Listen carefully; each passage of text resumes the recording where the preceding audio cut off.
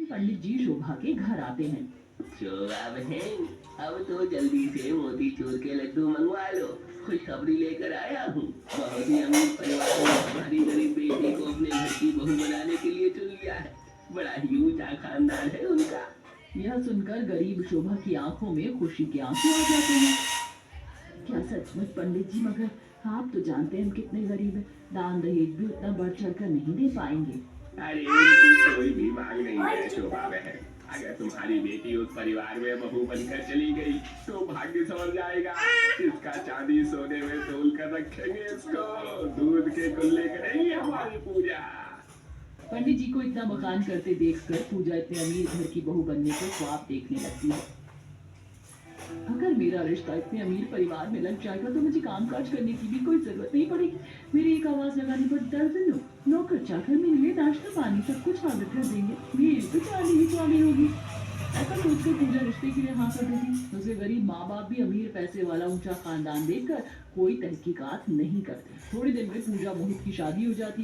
पूजा अपने आलीशान ससुराल में पहुंचती है। अरे वाह, मेरा ससुराल तो बड़ा आलीशान, बिल्कुल राजा महाराजाओं जितना बड़ा है। मैं तो राज करूंगी राज। मेरे मन में तो लड्डू फूट रहे। पूजा गाड़ी से उतरकर ससुराल में कदम रखती है, मगर 50 लोगों को स्वागत में खड़ा देखकर वह हक्की बक्की रह जाती है।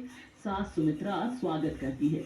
आओ नई बहू आओ, तुम्हारे भरे पूरे ससुराल में तुम्हारा स्वागत है। ये हमारा पूरा का पूरा 50 लोगों का खानदान है। यह सुनकर नई नवेली बहू पूजा चौंक जाती है और प्रश्न करती है। 50 लोग? माँ जी, क्या ये सारे लोग मेरे ससुराल में ही रहते हैं? पूजा को परेशान देखकर जेठानी शेफाली चुटकी लेते हुए बोलती है, बिल्कुल देवरानी जी, तुम्हारा ससुराल 50 लोगों का परिवार है जिसमें हर किसी को खाने पीने का खास शौक है। तभी बुआ सास शकुंतला कहती हैं, अरे बड़की बहू, अभी से ही नई नवेली दुल्हन को क्यों हड़का रही हो? जा बहू आराम कर ले। कल तुम्हारी पहली रसोई है। हमारी परंपरा की पहली रसोई में बहू को सबके लिए खास पकवान बनाने होते हैं।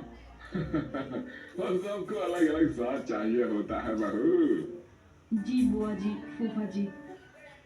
50 लोगों का खाना बनाने की चिंता में पूजा की नींद गुल हो जाती है। 5 बजते ही वो नहा धोकर रसोई में आती है, जहाँ खाना पकाने के बड़े बड़े हांडी पतीले देखकर वो हैरान हो जाती है।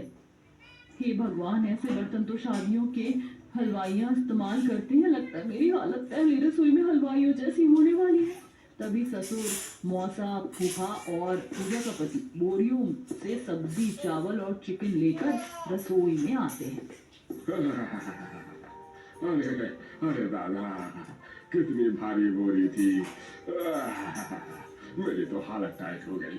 लाते लाते बहू, लजीज खाना बनाना ठीक है ना? जी जी मौसा जी।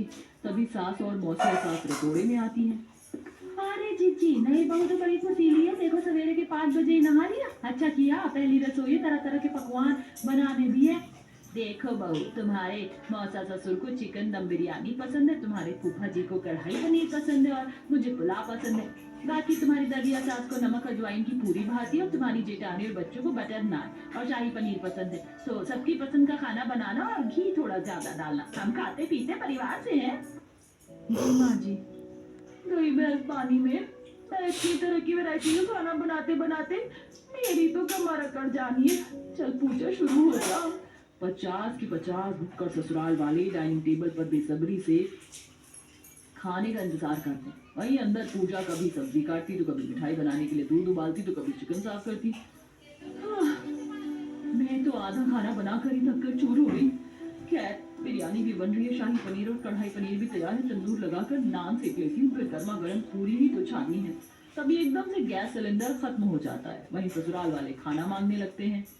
अरे बहू, जल्दी से खाना ले आओ, पेट में चूहे दौड़ रहे हैं अब तो। हे भगवान, इधर सिलेंडर खत्म हो गया है और ये ससुराल वाले तांडव मचा रहे हैं। काहे का अमीर ससुराल, मेरा स्टॉक में भरा सिलेंडर भी नहीं रखा। किसी तरह पूजा जुगाड़ लगाकर 4 ईंट से चूल्हा बनाकर पूरी तलने लगती है और फिर 50 लोगों को परोस कर भी देती है। क्या बात है, सब्जी तो मसाले से भरपूर शानदार लग रही है। बहू ने तो मैं तो जमा दी, खाओ भाई। 50 की 50 भुक्कड़ ससुराल वाले खाने पर टूट पड़ते हैं। हे भगवान, क्या जुल्म है, कभी पूरी छानो कभी तंदूर में नान लगाओ। आज तो मेरी शामत ही आ गई, कोई हाथ बटाने के लिए भी नहीं आ रहा, सारा अकेली बहू पर डाल दिया है। जल्दी जल्दी के चक्कर में पूरी छानते हुए कई बार गरम तेल की छींटों से पूजा का हाथ जल जाता है, मगर ससुराल वाले बैठे बैठे फरमाइश करते हैं, जिससे अमीर ससुराल की पहली रसोई में गरीब बहू पूजा परेशान हो जाती है। अरे भाभी क्या कर रही हो? आपसे एक बिरयानी मांगी थी, अभी तक नहीं लेकर आए। और बिरयानी ठंडी मत लेकर आना, गरम लेकर आना। बस बस लाती हूँ चारू, एक मिनट ठहरो। तभी प्लेट में बिरयानी निकालते हुए एकदम से पूजा का संतुलन बिगड़ जाता है। गर्मा गर्म तेल की कढ़ाई उसके पैर पर गिर जाती है, जिससे पैर लाल पड़ जाता है।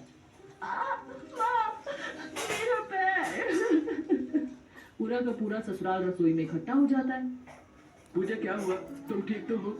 ये पैर कैसे जला? दूर हटो मुझसे, तुम्हारी झूठी हमदर्दी नहीं चाहिए। इतनी देर से मैं अकेले 50 लोगों का इतना सारा खाना बना भी रही हूँ, सबको परोस कर भी दे रही हूँ, किसी को तरस भी नहीं आ रहा है कि कोई मेरी मदद के लिए आ जाए। पूजा की हालत पर सबको पछतावा होता है और सब माफी मांगते हैं। रो मत बहू, हमें माफ कर दे और तू चिंता मत कर, मैं अभी जड़ी बूटी वाला मलहम बनाकर लगा दूंगी तो आराम आ जाएगा। इस तरह से पूजा की 50 लोगों वाले ससुराल की पहली रसोई का सफर इम्तिहानों भरा गुजरता है। आपके हाथ